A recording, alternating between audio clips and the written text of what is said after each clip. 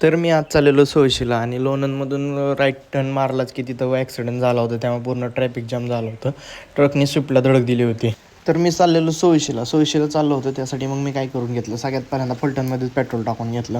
त्यानंतर जी तुफान पाऊस चालू झाला, मला अख्ख्या रोडमध्ये पाऊसच येत होता. त्यामुळे मी डायरेक्ट सोळशीला पोचल्यानंतरच तुम्हाला व्हिडिओ दाखवतो आहे. मधले शूट्स काय मी घेतलेच नाहीत.